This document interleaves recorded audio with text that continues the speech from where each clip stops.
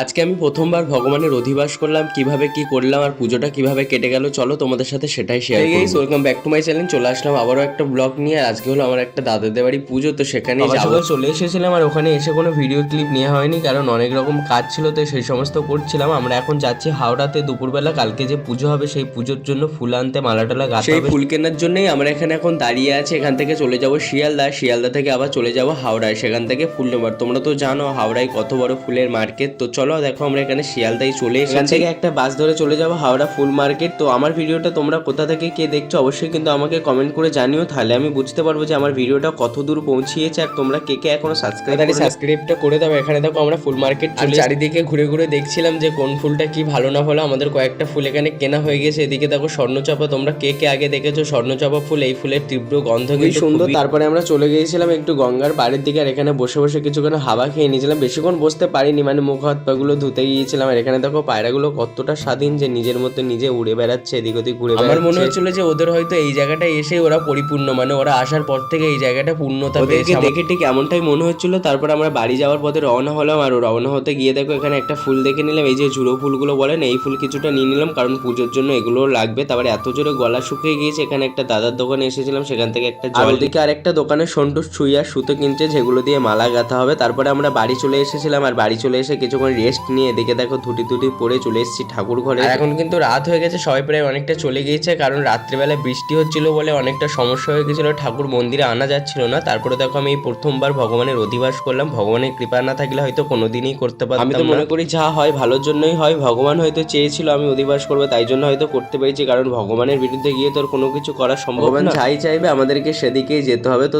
কালকে তোমরা দেখলে অধিবাসের সিঙ্গার, আর এখানে দেখো ভোরবেলা উঠে আবার সিঙ্গার করা হয়েছে। আর এটা পুজোর পরে দুপুরবেলা ভোগ দর্শন করেছো, এদিকে ভগবানকেও তোমাদেরকে দর্শন করে দিলাম। তারপর দেখো আমরা সকাল থেকে উপবাস ছিলাম, সেই জন্য এখানে দেখো তাড়াহুড়ো করে খেতে চলে এসেছি, কারণ ভীষণ জোরে খিদে পেয়ে গেছে। আর এখন প্রায় 3টে বেজে গিয়েছে। জানো তো পুজো মানে খিচুড়ি আলুর দম, এছাড়া তো আমার অন্য কিছু ভালোই লাগে না। পুজোর খিচুড়ি আমার ভীষণ ভালো লাগে। ওখানে আলু ভাজা ছিল আর ওরকম ভাজা ছিল, যেটা আমি নিইনি, শুধু আলু ভাজা নিয়েছিলাম। তো তারপর দেখো যখন লোকজন চলে গেছিল একটু ফাঁকাই ফাঁকাই তোমাদেরকে ভালোভাবে দর্শন করাচ্ছিলাম। ভগবানকে নতুন করে আর কিছু বলার নেই, ভগবান নিত্যদিনই সুন্দর। তবুও তোমরা জানিও যে কেমন লাগছে সিঙ্গারটা, আর ভিডিওটা আমার কেমন লেগেছে অবশ্যই কমেন্ট করে জানিও। যদি ভালো লাগে চ্যানেলটাকে সাবস্ক্রাইব। তারপরে বিকেলের দিকে চলে গিয়েছিলাম একটু বাবানের সাথে দেখা করতে। তো আজকেকার ভিডিওটা এখানে স্টপ করছি, নেক্সট ব্লগে তোমাদের সাথে আবার দেখা হবে।